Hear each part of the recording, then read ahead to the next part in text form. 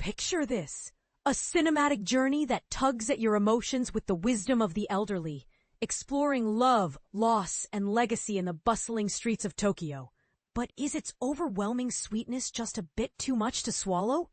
That's the heart of Tokyo Taxi, a film that masterfully blends heartfelt storytelling with veteran talent, yet leaves viewers debating its sentimental overload. But here's where it gets intriguing. Dig deeper, and you'll uncover layers that challenge our perceptions of aging and societal norms in Japan. In crafting Tokyo Taxi, it seems like some extraordinary milestones were achieved, marking it as the 91st feature film from the remarkable 94-year-old Japanese director Yoji Yamada. Even more astonishingly, it represents approximately the 160th on-screen role for the movie's 84-year-old leading actress Chieko Baisho. These two aren't just seasoned pros, they're veritable legends in their field. To suggest they understand the art of filmmaking and performance is a massive understatement.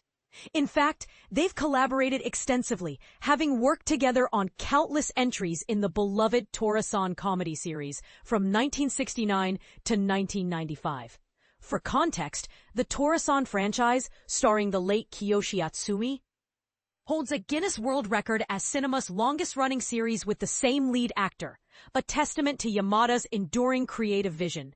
Tokyo Taxi, the bottom line, a seamless, emotive journey that might have benefited from a few more bumps along the road. Venue, Tokyo International Film Festival. Centerpiece, cast, Chieko Baisho, Takuya Kimura, Lee Jun-young, Yu Aoi, Yuka. Director, Yoji Yamada. Screenwriters, Yuzo Asahara, Yoji Yamada. Runtime, 1 hour 43 minutes. The accumulated experience of Yamada and Baisho, totaling well over 150 years between them, shines brightly in this polished, elderly-focused charmer. The story revolves around a taxi driver, Koji, played by Takuya Kimura, known for his intense role in Takashi Miike's Blade of the Immortal, who picks up an 85-year-old passenger, Sumire, Baisho, for what should be a straightforward trip from Tokyo to a retirement home in nearby Yokohama. Yet this ride evolves into an entire day's odyssey, as Sumire requests detours to significant places from her past, prompting reflections on a life filled with unexpected twists and shocks. Despite their vast expertise, Yamada and Baisho's shared history doesn't shy away from, and perhaps even amplifies, the film's intensely sentimental tone, which truly captivates only when it ventures into darker territories. Here, the movie adeptly sidesteps tired cliches to deliver a profound message about contemporary Japanese culture. Debuting as the centerpiece at the Tokyo Film Festival, where Yamada was honored with a Lifetime Achievement Award, Tokyo Taxi is essentially a remake of the 2022 French sensation Driving Madeleine, or Une Belle Course. While both films follow a similar blueprint, the original French version manages to be far less saccharine, offering a sharper edge that keeps things engaging. You can predict the general direction from the outset in both, though a surprising plot shift halfway through injects some much-needed momentum into Yamada's adaptation. The narrative kicks off with Koji, typically a night shift driver, stepping in for a daytime fare to help fund his daughter's dream of attending a prestigious music school. He arrives to transport Sumire, who initially appears as a courteous yet determined elderly lady, perhaps someone who led a quiet, unremarkable life. However, as the journey unfolds, we learn about her profound losses. Her father perished in the devastating 1945 firebombing of Tokyo during World War II, and over a decade later, her first husband, a charismatic Korean-Japanese man portrayed by Lee Jun-young, departed for North Korea amid a mass repatriation effort post-war, abandoning her with their child. To help beginners grasp this historical context, the repatriation refers to the forced return of Koreans and their descendants who had been brought to Japan during its colonial rule, a complex and often painful chapter in East Asian history. As Koji navigates Tokyo's iconic landmarks, Yamada interweaves sepia-toned flashbacks of Sumire's pivotal life moments, narrated calmly by Baisho from the back seat. The tragedies of losing family members are heart-rending enough. But the revelations about her second marriage escalate the drama. Her husband, an overbearing office worker, Sakota Takaya, subjected her to abuse, pushing Sumire to take drastic, even extreme actions to escape his control.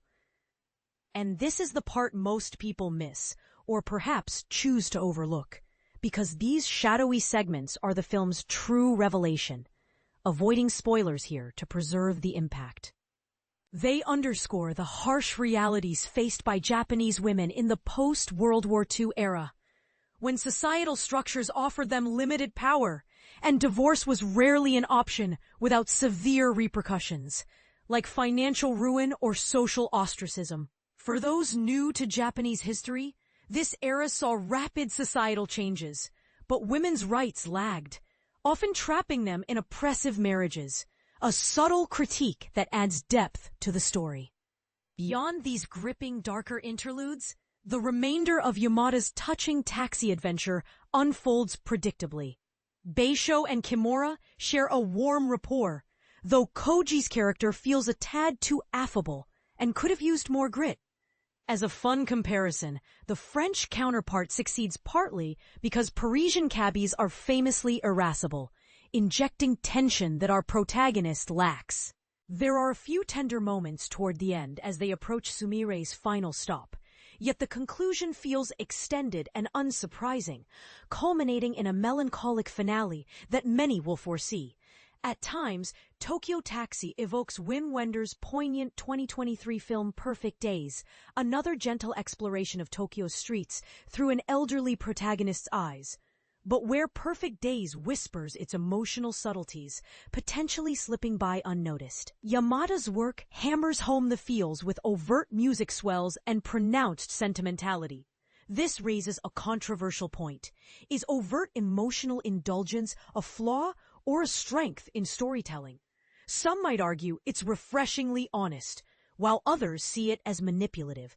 As a nonagenarian director with a prolific output, Yamada has crafted impressive works such as his early 2000s gems The Twilight Samurai and The Hidden Blade. While Tokyo Taxi may not match those peaks, it provides a sincere meditation on aging, reminiscence, and the value of sharing one's untold story with a willing listener, perhaps even a stranger in a taxi. But here's where it gets controversial. In an age of diverse storytelling, does a remake like this risk diluting cultural nuances by adapting a European tale to Japanese sensibilities, or does it enrich it with local history? And is the film's heavy reliance on sentimentality a timeless crowd pleaser, or a dated trope that alienates modern audiences? What do you think? Does Tokyo Taxi succeed in honoring the elderly, or does its sap factor overshadow the powerful social commentary on women's struggles? Share your thoughts in the comments. I'd love to hear agreements, disagreements, or even your own interpretations of how films like this reflect broader societal issues.